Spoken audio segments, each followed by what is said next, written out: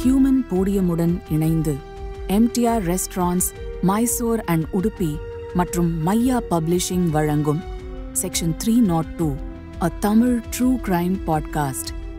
Case 7 Indrani Mukherjee. Episode 3 உடைந்த உண்மை, உடையாத உறுதி. ஒரு பக்கம் சிபிஐயோட இன்வெஸ்டிகேஷன், இன்னொரு பக்கம் ஜெனரல் பப்ளிக் அண்ட் மீடியா பண்ற ட்ரையல். ஒரு பக்கம் முக்கிய ஆதாரமா கிடைச்ச பாதி எரிஞ்ச உடம்பு, இன்னொரு பக்கம் 187 விட்னஸஸ விசாரிச்சும் அவிழ்க்க முடியாத மர்ம முடிச்சுக்கள். கொலைகேஸா ஆரம்பிச்சது லஞ்சம், ஊழல், ஸ்கேண்டல்னு எங்கேயோ போய்கிட்டே இருக்கு. இந்த கேஸோட ஆரம்பத்திலேயே சொன்ன மாதிரி இது மர்மங்களும் குழப்பங்களும் நிறைஞ்ச கேஸ். குற்றம் சாட்டப்பட்டவங்கள விசாரணை பண்ணும்போது அவங்களோட mode of operation, behaviour pattern இதெல்லாம் புரிஞ்சுக்கிறது ரொம்பவும் முக்கியம். ஒரு கொலையோட மோட்டிவ புரிஞ்சுக்க சஸ்பெக்டோட மைண்ட் செட்டை புரிஞ்சுக்க வேண்டியது ரொம்ப அவசியம். 5ல வளையாதது 50ல வளையாதுன்னு சொல்லுவாங்க. அதனால சின்ன வயசுல இருந்தே ஒருத்தரோட சந்தர்ப்பம், சூழ்நிலை, அவங்க குணம், வளர்ந்த விதம் எல்லாத்தையும் சேர்த்து வச்சுதான் அவங்களோட மனநிலையும் எண்ணங்களும் அமையும். இந்திராணி சின்ன வயசுல எப்படி இருந்தா, அவ குடும்ப சூழ்நிலை என்ன அப்படிங்கறத பத்தி அவளை சுத்தி இருந்தவங்க சொன்ன விஷயங்களை தான் இன்னைக்கு நீங்க கேட்க போறீங்க. கவுஹாட்டில இந்திராணிய குழந்தையில இருந்தே கூட இருந்து பார்த்த அவளோட சித்தி ஒருத்தங்க சின்ன வயசுல அவ எப்படி இருந்தானோ அவளோட குடும்பத்தை பத்தியும் சொன்னாங்க. சின்ன வயசுல இருந்தே இந்திராணி நிறைய பொய் சொல்லுவானோ, பக்கத்து கிராமத்து கோவில் பூஜைக்கு போயிட்டு வந்து காஷ்மீர் போயிட்டு வந்ததா கதை அடிப்பானோ, இல்லாததையெல்லாம் இருக்கிற மாதிரி சொல்றது போரிக்கு சின்ன வயசுல இருந்தே கைவந்த கலைன்னு சொன்னாங்க. சின்ன குழந்தைங்க சும்மா இஷ்டத்துக்கு கதை விடும்போது அத கண்டிச்சு வீட்ல இருக்கிற பெரியவங்க எடுத்து சொல்லி திருத்தலனா அதுவே பழக்கமாயிடும். அந்த குழந்தை சொல்றது எதுவுமே உண்மை இல்லைன்னு ஒரு கட்டத்துல நிலைமை மாறிடும். சாப்பாடே இல்லாம வெறும் மரவள்ளி கஞ்சிய முக்கி முக்கி குடிச்சிட்டு 5 ஸ்டார் ஹோட்டல்ல லஞ்ச் சாப்பிட்ட மாதிரி சீன போடுவா. அவங்க குடும்பமே அப்படித்தான். பொய்யில பிறந்து பொய்யிலேயே வளர்ந்தவங்க. எங்களுக்கு எல்லா உண்மையும் தெரியும், ஆனாலும் அவங்க சொல்றதையெல்லாம் அப்படியான்னு ஆச்சரியத்தோட கேட்டுக்கிட்டு பின்னாடி விழுந்து விழுந்து சிரிப்போம். அதுலயும் போரி இருக்காளே, அப்பப்பா, அவ எப்பவும் கனவு உலகத்திலேயேதான் மிதந்துட்டு இருப்பா. அவளோட பேரு கூட அவ ஒரு அஸ்ஸாம்காரின்னு தெரியக்கூடாதுங்கிறதுக்காகத்தான் இந்திராணின்னு மாத்திக்கிட்டா. அதுல என்ன அசிங்கமோ தெரியல. எல்லாத்துலயும் ஸ்பெஷல் எதுவோ அதுதான் அவளுக்கு எப்பவும் வேணும். இந்திராணி மட்டும் இல்ல, அவ அம்மா துர்கா ராணி கூட தான் ஒரு பெரிய பணக்கார வீட்டு பொண்ணுன்னும் நிறைய ஊருக்கு டூர் போயிருக்கிறதாகவும் நல்ல காதுல பூ சுத்துவாங்க. மொத்தத்துல அது ஒரு சரியான சவடால் குடும்பம். அவங்க கூட யாருமே நெருங்கி பழக விரும்பல. நாங்க எல்லாரும் கொஞ்சம் தள்ளியே தான் இருப்போம் அப்படின்னு சொல்லி முடிச்சாங்க இந்திராணியோட சித்தி. இவங்க சொன்னதை வச்சு பார்த்தா ஏழ்மையில வாழறது அவமானம் அப்படின்னு போரியோட அப்பா அம்மாவே நினைச்சிருக்காங்க. போரியும் அப்படியே வளர்ந்திருக்கான்னு நாம புரிஞ்சுக்கலாம். சொந்தக்காரங்க மட்டும் இல்ல, அக்கம் பக்கத்துல குடியிருந்தவங்க கூட இந்திராணி குடும்பத்தை பத்தி நல்லதா எதுவுமே சொல்லல. இந்திராணி வீட்டுக்கு பக்கத்து வீட்டுல இருந்த வயசானவர் ஒருத்தர், சின்ன வயசுல இருந்தே இந்திராணிக்கு பகட்டா பந்தாவா வாழணும்னு தான் ஆசை. நிறைய பணம் சம்பாதிக்கிறது தான் அவளோட ஒரே எண்ணமா இருந்துச்சு. பணம் சம்பாதிக்கிறதுக்காக என்ன வேணாலும் பண்ணலாம், எப்படி வேணும்னாலும் வாழலாம், இப்படித்தான் வாழணும்னு அடங்கி இருந்தா வாழ்க்கையில முன்னுக்கு வரவே முடியாதுன்னு இந்திராணியோட அப்பா அம்மா அவளுக்கு சொல்லி சொல்லி வளர்த்தாங்க அப்படின்னு அந்த பக்கத்து வீட்டு வயசானவர் சொன்னாரு. இந்திராணிய தவிர துர்கா ராணிக்கு 6 குழந்தைங்க இருந்தாங்க. அதுல இந்திராணி ஒருத்தி தான் நல்லா படிச்சா. அவளை முன்னிறுத்திக்கிற திறமையும் அவகிட்ட இருந்துச்சுன்னும் அவ ரொம்ப அழகா இருப்பான்னு அக்கம் பக்கத்து வீட்டுக்காரங்க சொன்னாங்க. அவ குடும்பத்துல மட்டும் இல்லாம அந்த ஏரியாலேயே இந்திராணி ரொம்ப பிரபலம்னு சொன்னாங்க. அதனால சொந்தத்துக்குள்ளேயே நிறைய பேரு அவங்க பையனை இந்திராணிக்கு பொண்ணு கேட்டு வந்ததாவும் அவங்களோட அந்தஸ்த ஒரு குறையா சொல்லி துர்கா ராணி தட்டி கழிச்சதாவும் சொல்லிருக்காங்க. போரியோட அழகையும் திறமையையும் அவ முன்னாடியே சொல்லி சொல்லி வந்த வரன் எல்லாத்தையும் திருப்பி அனுப்பிச்சாங்க துர்கா ராணி. இது போரியோட திமிருக்கும் ஆணவத்துக்கும் நல்லா உரம் போட்ட மாதிரி ஆயிடுச்சு. போரி, அவ அம்மா அப்பா எல்லாருக்கும் பணம், செல்வாக்கு, ஆடம்பரம் இதுதான் வாழ்க்கையோட தாரக மந்திரமா இருந்திருக்கு. வீட்ல ஏதாச்சும் விசேஷம்னா கூட செல்வாக்கு நிறைஞ்ச பணக்கார சொந்தங்களைத்தான் கூப்பிடுவாங்களே தவிர சொந்த அக்கா தங்கையாவே இருந்தா கூட காசு இல்லைன்னா மதிக்க மாட்டாங்க. இதையெல்லாம் பார்த்து வளர்ந்த பூரிக்கு சொந்த பந்தங்களை விட செல்வாக்கு, அந்தஸ்து இதெல்லாம் தான் பெரிய விஷயமா பட்டுச்சுன்னு சிலர் சொல்றாங்க. பிரபாகர் போரா அப்படிங்கிறவர் ஒரு ஃபேமஸ் சயின்டிஸ்ட். அவர் போரி குடும்பத்துக்கு தூரத்து சொந்தம். அவரோட பொண்ணு ஷேலா போரா. அவ கவுஹாட்டில ஒரு பிரபல கல்லூரியில ப்ரொஃபஸரா இருந்தா. ஷேலா போரா சமூக சேவையெல்லாம் செஞ்சு கவுஹாட்டில நல்ல பேரோட வாழ்ந்துட்டு இருந்தாங்க. அப்பா பிரபாகர் போரா பத்தியும் பொண்ணு ஷேலா போராவை பத்தியும் பத்திரிகைகள்ல அடிக்கடி செய்தி வந்துகிட்டே இருக்கும். பிரபாகர் போரா சயின்டிஸ்ட்ங்கிறதுனால அடிக்கடி டெல்லி போயிட்டு வருவாரு. எம்பிக்கள், மந்திரிகள்னு பெரிய இடத்துல நல்ல கான்டாக்ட்ஸ் இருந்துச்சு அவருக்கு. ப்ரொஃபசர் ஷேலா இந்திராணிய பத்தி சொன்ன விஷயங்களை கேட்போம். ஒரு நாள் திடீர்னு உபேந்திரகுமார் போராவும் இந்திராணியும் வீட்டுக்கு வந்தாங்க. அது வரைக்கும் போரிங்கிற இந்திராணிய பத்தி எங்களுக்கு எதுவுமே தெரியாது. ஏதோ தூரத்து சொந்தன்னு சொல்லி இன்ட்ரடியூஸ் பண்ணிக்கிட்டாங்க. தூரத்து சொந்தம்னா எப்படி உறவுன்னு எல்லாம் கேட்டுக்கிட்டோம். ஆனா அடுத்த நாளும் அவங்க வந்தாங்க. அதுக்கப்புறம் அடிக்கடி வர ஆரம்பிச்சாங்க. அப்புறம்தான் புரிஞ்சுச்சு, சொசைட்டில அவங்களுக்குன்னு ஒரு செல்வாக்கு வேணுங்கிறதுக்காக அப்பாவையும் என்னையும் யூஸ் பண்ணிக்கிறாங்கன்னு. வீட்டுக்கு வர போரி சும்மாவே இருக்க மாட்டா. எங்க வீட்டு போன்ல இருந்து இஷ்டப்படி யார் யார் கூடவோ பேசுவா. I'm calling from professor Prabhakar போராஸ் ரெசிடென்ஸ்னு தான் ஆரம்பிப்பா. போன்ல அவ கூட பேசுறவங்க முதல்ல நான் தான் பேசுறேன்னு நினைச்சு அவகிட்ட மரியாதையா பேசுவாங்க. இப்படியே கொஞ்ச நாள் போச்சு.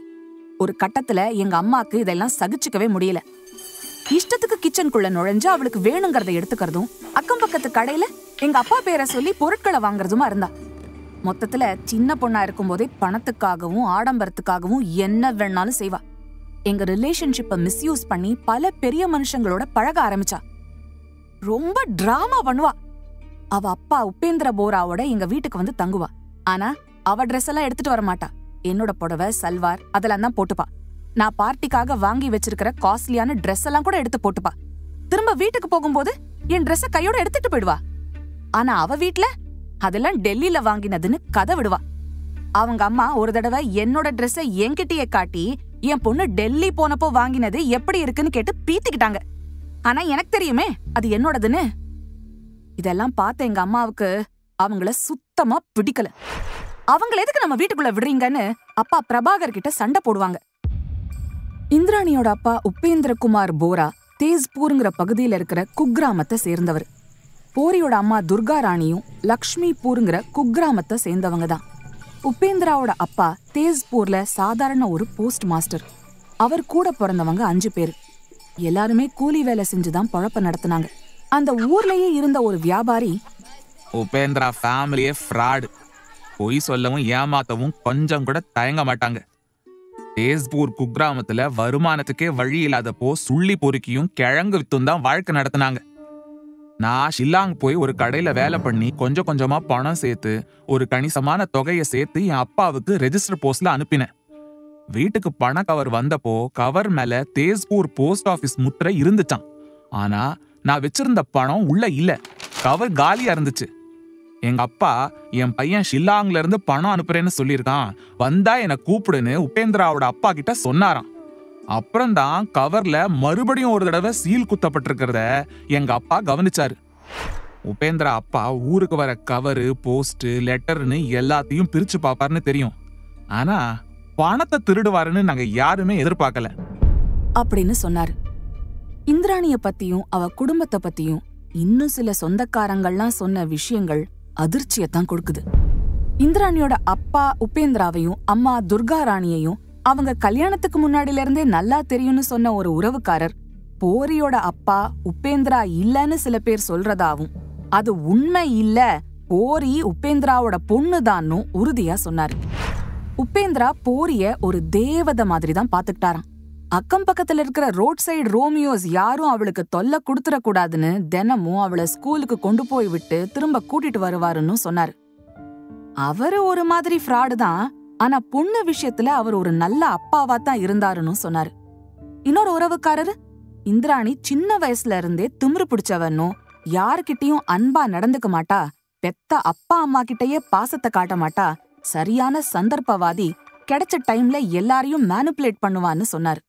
இந்திராணியோட சின்ன வயசு குணத்தை வச்சு பாக்கும்போது உறுதியா அவ பெத்த பொண்ணையே கொலை பண்ணக்கூடியவதான்னு அதிரடியா சொன்னாரு.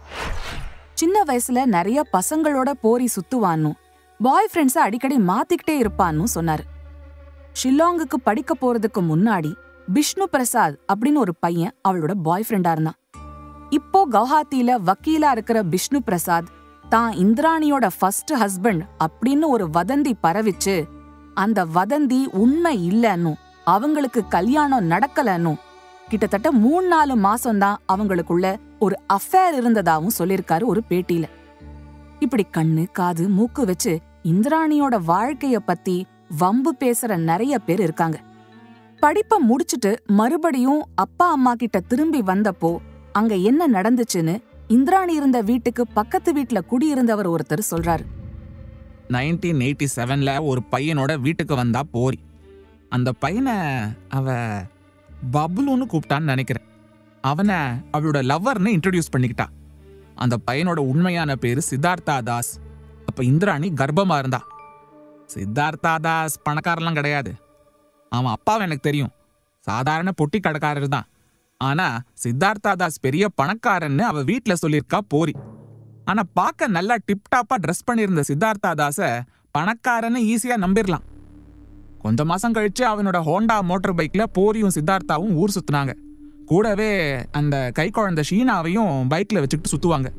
சித்தார்த்தா தாஸுக்கு உபேந்திரா ஒரு கடை வச்சு கொடுத்தாரு. ஏதோ எல்லாம் ஒரு மாதிரி நல்லா தான் போயிட்டு இருந்துச்சு. ஆனா போரி மறுபடியும் கர்ப்பமான உடனே நிலைமை மாறிடுச்சு. எப்ப பார்த்தாலும் போரியும் சித்தார்த்தாவும் சண்டை போட்டுக்கிட்டே இருப்பாங்க. ஒரு நாள் எனக்கு 2வது குழந்தை வேண்டான்னு அலறிக்கிட்டு வீட்டை விட்டு வெளியே ஓடி வந்தா போரி. ஆனா சித்தார்த்தா குழந்தைய பெத்துக்கிட்டே ஆகணும்னு பிடிவாதமா இருந்தான். 2வது குழந்தை மிக்கேலும் பிறந்தான். சித்தார்த்தா தாஸ் கடையில வியாபாரம் பெருசா ஒன்னும் ஆகல. 2வது குழந்தையும் பெத்துக்க சொல்லிட்டு வருமானமும் சரியா இல்லைன்னா போரிக்கு கோவம் வருமா வராதா? மேற்படிப்புக்கு கல்கத்தாவுக்கு போறேன், நீ உன் வழிய பார்த்துக்கிட்டு ஷில்லாங் போய் சேருன்னு அவங்கிட்ட சொல்லிட்டு குழந்தைங்கள அப்பா அம்மா பொறுப்புல ஒப்படைச்சிட்டு ஊரை விட்டு போயிட்டா போரி. அதுக்கப்புறம் கல்கத்தாவுக்கு போன போரி அங்க சொந்த தொழில் பண்ணிட்டு இருந்த சஞ்சீவ் கண்ணாவை கல்யாணம் பண்ணிக்கிட்டான்னு நமக்கெல்லாம் தெரியும். கல்கத்தாவுக்கு போனதும் நட உட பாவனை இதெல்லாம் மட்டும் இல்லாம போரியா இருந்தவ இந்திராணின்னு பேரையும் மாத்திக்கிட்டானோ. அவளுக்கும் சஞ்சீவுக்கும் விதின்னு ஒரு குழந்தை பிறந்ததுன்னும். அதுக்கப்புறம் அவ அங்கேருந்து மும்பை போய் பீட்டர் முகர்ஜியை கல்யாணம் பண்ணிக்கிட்டானோ. இதெல்லாம் தெரியும். The rest is history. இந்திராணிக்கு ஒரு ஃப்ரெண்ட் இருந்தாங்க. அவங்க பேரு சவீனா பேடி சச்சர். அவங்க ஒரு லாயர். ஜனவரி 5, 2023 இந்திராணி பெயில்ல வெளியே வந்தாச்சு. ஒரு வேலையா கவுஹாட்டி போயிருந்த சவீனா திரும்ப மும்பை போக கவுஹாட்டி ஏர்போர்ட்ல செக்யூரிட்டி கிளியரன்ஸ் எல்லாம் முடிச்சிட்டு வெயிட் பண்ணிட்டு இருந்த போது ஒரு பொண்ணை பார்த்தாங்க. பார்த்தவங்க அப்படியே ஷாக் ஆயிட்டாங்க. ஏன்னா அங்க அவங்க பார்த்தது வேற யாரையும் இல்லை, எந்த பொண்ணை இந்திராணி கொலை செஞ்சாங்கிற குற்றச்சாட்டுல பைக்குலா சிறையில 6.5 வருஷமா இருந்தாங்களோ அந்த ஷீனா போராவை தான் சவீனா பார்த்தாங்க.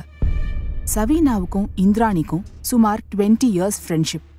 அதனால அவங்க ஷீனாவை நிறைய தடவை பார்த்துருக்காங்க. இறந்துட்டதா நம்பப்பட்ட ஷீனா போரா உயிரோட அங்க நடந்து போறத பார்த்ததும் அதிர்ச்சியில உறைஞ்சு போயிட்டாங்க சவீனா பேடி சச்சார். இந்த தகவலை உடனே இந்திராணிக்கும் தெரியப்படுத்தினாங்க அவங்க. அவங்களும் இந்திராணியும் சேர்ந்து கோர்ட்ல இது சம்பந்தமா ஒரு அஃபிடவிட் தாக்கல் பண்ணாங்க. அஃபிடவிட் அப்படிங்கிறது ஒரு லீகல் டாக்குமெண்ட். சொல்லப்படுற தகவலை சட்டப்படி ஊர்ஜிதப்படுத்துற முறை. அதுல குவஹாட்டி ஏர்போர்ட் சிசிடிவி ஃபுட்டேஜை வாங்கி ஷீனாவ மாதிரியே இருந்த அந்த பொண்ணு யாருங்கிறத கண்டுபிடிக்கணும்னு, ஷீனா போரா உயிரோட இருக்கான்னு இந்திராணி தொடர்ந்து சொல்லிக்கிட்டே இருந்த நிலையில குவஹாட்டி ஏர்போர்ட்ல ஷீனா மாதிரியே இருந்த அந்த பொண்ணை விசாரிக்கணும்னு அந்த அஃபிடவிட்ல கோரிக்கை வச்சிருந்தா இந்திராணி. சிபிஐ அந்த கோரிக்கையை நிராகரிச்சுது. இந்திராணியோட இந்த கோரிக்கை வழக்க திசை திருப்பறதுக்கான ஒரு முயற்சி மட்டும்தான்னும், ஷீனா போராவோட மரணம் உறுதி செய்யப்பட்ட ஒண்ணு அப்படின்னும் பதில் கொடுத்தது சிபிஐ.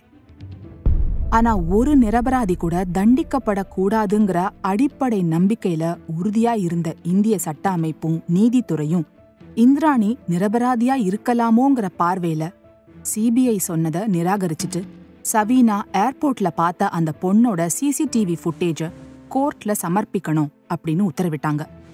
இப்படி வெள்ளக்காக்கா மல்லாக்க பறக்குது, சிவப்பு யானை பல்லக்கு தூக்குதுன்னு குற்றம் சாட்டப்பட்டவங்க என்ன சொன்னாலும் அதுக்கு முக்கியத்துவம் கொடுத்து விசாரிக்கிற நீதித்துறை ஒரு குற்றவாளி நிரபராதின்னு அறிவிக்கப்படுறதுல எவ்வளோ ஆபத்து இருக்குங்கிறத புரிஞ்சுதான் செய்யறாங்களாங்கிறது காலம்தான் பதில் சொல்லும்.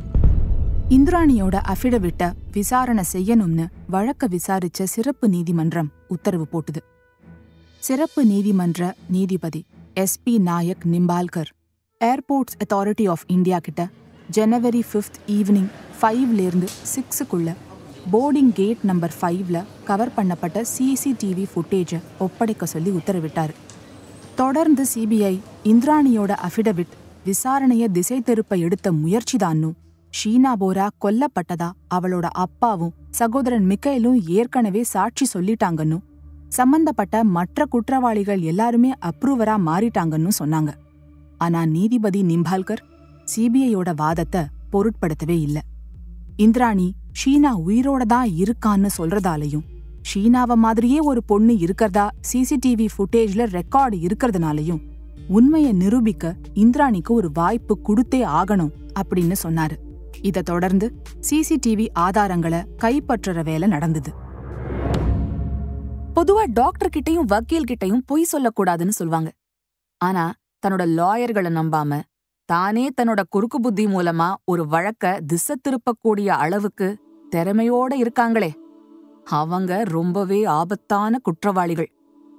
எல்லாத்துலயும் அலட்சியம், என்ன நடந்தாலும் பாத்துக்கலாங்கிற சாமர்த்தியமும் மன உறுதியும் இதோட சேர்த்து தன்னோட செல்வாக்கு பாதாளம் வரைக்கும் பாயும்னு நம்பிக்கையோட இருக்கிற குற்றவாளிங்க CBI மாதிரி சட்ட அமைப்புகளுக்கே ஒரு பெரிய சவாலா இருப்பாங்க.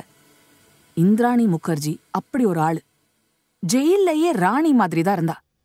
CBI இந்த வழக்குல இந்திராணிக்கு அவளோட முதல் கணவர்னு சொல்லப்பட்ட சித்தார்த்தா தாஸுக்கும் அவளுக்கும் பிறந்த மிக்கேலோட பேட்டியை தான் முக்கிய சாட்சியா வச்சிருந்தாங்க. மிக்கேல் அந்த பேட்டியில சொன்னது இதுதான்: 4 தடவை என்ன கொல்ல சில ஆட்கள் பின்தொடர்ந்தாங்க. இன்னும் சொல்ல போனா ஷீனா சாகறதுக்கு முன்னாடியே என்ன கொலை பண்ண முயற்சி நடந்துச்சு. எனக்கே தெரியாம நான் சாப்பிட்ட சாப்பாட்டுல மயக்க மருந்தெல்லாம் கலந்திருந்தாங்க. அவங்க நோக்கமே ஷீனாவை கொன்ன மாதிரியே என்னையும் கொல்லணுங்கிறது தான். ஒரு கூலிப்பட கொலையாளி கிட்ட 2.5 லட்சம் ரூபாய் கொடுத்து மிக்கேல கொல்றதுக்கு இந்திராணி செட்டப் பண்ணியிருந்தானும் 3 தடவை அவங்கிட்ட இருந்து மிக்கேல் சாமர்த்தியமா தப்பிச்சிட்டதாவும் 4வது தடவை மிக்கேல கொலை பண்ண வரும்போது போலீஸ் அந்த ஆளை பிடிச்சிட்டதாவும் மிக்கேல் சொன்னான். எந்த பிரச்சனையும் தன்னோட மன உறுதியை உடைக்க முடியாதுங்கிறத தெரியப்படுத்ததான் தன்னோட சுயசரிதைக்கு அன்புரோக்கன்னு பேர் வச்சதா இந்திராணி சொன்னா. சிறையில அவ இருந்தப்போ அவ பார்த்த நல்லது கெட்டதுகளை பத்தியும் சிறை அனுபவத்தை பத்தியும் அதுல சொல்லியிருக்கா. அந்த ஆட்டோபயோகிராஃபி புக்கே வழக்க திசை திருப்பி அதுல இருந்து தப்பிக்கத்தானும் இல்லாததையும் பல கற்பனைகளையும் சேர்த்து எழுதியிருக்காங்கன்னு இந்திராணிய பத்தி போலீஸ் தரப்புல சொல்லியிருக்காங்க. ஜாமீன்ல இருக்கிற ஒரு கைதி பேசக்கூடாத செய்யக்கூடாத விஷயங்களை எல்லாம் அந்த புக்ல எழுதியிருக்கிறதாகவும் ஜெயில இருந்த மத்த பெண் கைதிகளை தவறான விதத்துல இந்திராணி தூண்டினதாகவும் போலீஸ் சொல்றாங்க. இந்திராணி நிச்சயம் அவங்க செல்வாக்கு குறுக்கு புத்தி எல்லாத்தையும் வச்சு எப்படியாவது ஷீனாவை கொன்ன வழக்குல இருந்து விடுபடணும்னு முயற்சி எடுத்துக்கிட்டு இருக்காங்க. அதுக்கு முதல் கட்டமாதான் இந்த மெமோயரை எழுதியிருக்காங்க அப்படின்னும் புலனாய்வுத்துறை அதிகாரிங்க கருத்து சொல்லியிருக்காங்க. வழக்கு விசாரணையில இந்திராணி சொன்ன தகவல்களுக்கும் இப்ப அவங்க சுயசரிதையில எழுதியிருக்கிற தகவல்களுக்கும் நிறைய வேறுபாடுகள் இருக்கு. ஒண்ணு மட்டும் நிச்சயம், இந்திராணி ஒவ்வொரு செங்கலா எடுத்து பார்த்து பார்த்து கட்டி தனக்குன்னு ஒரு பெரிய சாம்ராஜ்யத்தையே உருவாக்கியிருக்கா. கீழே விழுந்தா அவ மட்டும் இல்ல, அவ கட்டின சாம்ராஜ்யமே நொறுங்கிடும்னு இந்திராணிக்கு நல்லா தெரியும். அதனாலதான் தான் ஜெயிலுக்கு போனா கூட அந்த சாம்ராஜ்ய கோட்டைய எப்படியும் காப்பாத்திடணும்னு ரொம்பவும் எச்சரிக்கையோடையும் தைரியத்தோடையும் செயல்படுறா. ஷீனா போரா வழக்குல இருந்து எப்படியாவது விடுபட்டு இந்த சாம்ராஜ்யத்தை இன்னும் விரிவுபடுத்தணுங்கிறதுதான் அவளோட எண்ணம். அதை தக்க வச்சுக்கிற முயற்சிக்கு முதல் படிதான் ஜூலை மாசம் 23, 2023ல அவ வெளியிட்ட அன்புரோக்கன்கிற சுயசரிதை புக்கு. உண்மையில எந்த ஒரு வலிமையான ஆண் கூட 7 வருஷ சிறைவாசத்துல நொறுங்கி போயிடுவான். ஆனா இந்திராணி சிறைவாசம் முடிஞ்சு இன்னும் ஸ்ட்ராங்கா தான் வெளியில வந்திருக்காங்க.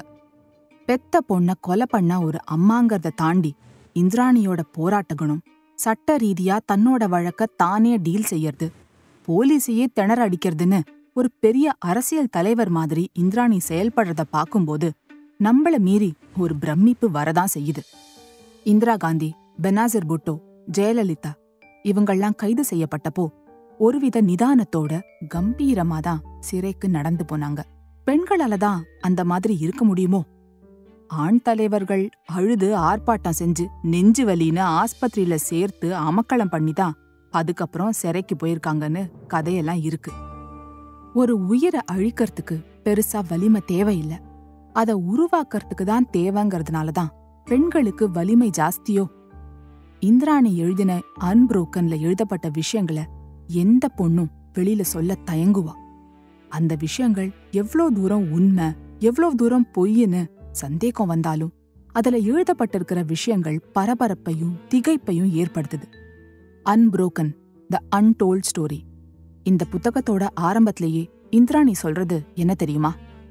என்னை சுத்தி இட்டுக்கட்டப்பட்ட போலியா புனையப்பட்ட சுவாரஸ்யங்களை தாண்டி என்னோட உண்மையான அனுபவங்களைத்தான் இந்த புக்ல எழுதியிருக்கேன்.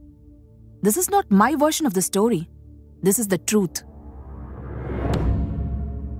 உண்மையிலேயே அந்த சம்பவம் இந்திராணியோட வாழ்க்கையில நடந்ததா, இல்ல அவ மேல சுமத்தப்பட்டிருக்கிற கொலை வழக்கோட தீவிரத்தை குறைச்சு அதிலிருந்து தப்பிக்க அவளே இட்டுக்கட்டி சொல்லிருக்காளான்னு தெரியாத ஒரு முக்கியமான விஷயம் அன்புரோக்கன்ல இருக்கு. உண்மையில ஷீனா போராவோட அப்பா யாருங்கிறது தான் அது. ஷில்லாங்ல காலேஜ்ல படிக்கும்போது சித்தார்த்தா தாஸுக்கும் அவளுக்கும் பிறந்தவங்க தான் ஷீனாவும் மிக்கேலனும் முதல்ல சொன்னா இந்திராணி. சித்தார்த்தா தாஸும் போலீஸ் கிட்ட அதுக்கு ஆதாரமா ஹாஸ்பிட்டல்ல கொடுத்த பர்த் சர்டிபிகேட்ஸ் இருக்கிறதாவும் இன்னும் ஒரு படி மேல போய் DNA டெஸ்டுக்கு கூட ரெடின்னு சொல்லியிருக்கான். ஆனா இந்திராணி அவ எழுதியிருக்கிற சுயசரிதையில அப்படியே முன்னுக்கு பின் முரணா ஒரு ஷாக்கிங்கான விஷயத்த சொல்லியிருக்கா. அது மட்டும் இல்லாம இந்த வழக்குல சம்பந்தப்பட்டிருக்கிற பல அரசியல் பிரமுகர்கள் பத்தியும் போட்டு உடைச்சிருக்கா. அன்புரோக்கன்ல சொல்லப்பட்டிருக்கிற யாருமே நினைச்சு கூட பார்க்க முடியாத அந்த விஷயம், ஷீனாவோட உண்மையான அப்பா யார்? இந்த பிரபல அரசியல் பிரமுகர்களை பத்தி அவ சொல்லியிருக்கிற விஷயங்கள் தான் அவளுக்கு ஏதோ ஒரு விதத்துல பாதுகாப்பா இருக்கா? இதையெல்லாம் தெரிஞ்சுக்க அடுத்த வாரம் மறக்காம புது எபிசோட கேளுங்க. This episode was brought to you by MTR Restaurants, Mysore and Udupi. Indulge in the timeless legacy of MTR Restaurants and savor their world-class South Indian vegetarian cuisine, which is a true culinary journey. And Maya Publishing. Turn your literary dreams into reality with Maya Publishing, where your story finds its voice and comes to life in print. Script by Kalachakram Narasimha. Narrated by Deepika Arun and Dharanya. Sound design, recording, mixing and mastering by Baba Prasad, assisted by Surya Prakash at Digi Sound Studio, Chennai. Music by Dakshin. Direction team Bhavya Kirtivasan and Srinitya Sundar. Executive producer Deepika Arun. Produced by Human Podium. This podcast is based on true stories and real-life events. While we strive for accuracy and authenticity, certain aspects such as dialogue, pacing, and narrative sequence may have been enhanced or reconstructed for dramatic and entertainment purposes. Our intention is to provide a compelling and engaging listening experience while staying true to the essence of the stories being told. Keep in mind that some details may have been altered or condensed for storytelling reasons. Listeners are advised to use their discretion. We may refer to specific individuals or groups by their names in order to share stories, insights, or historical accounts. These references are intended to provide context and understanding and are based on publicly available information. We want to emphasize that these references are made solely for the purpose of providing accurate information and fostering a deeper understanding of our culture and society. We strive to approach these discussions with sensitivity and a commitment to treat all individuals and their stories with respect and sensitivity.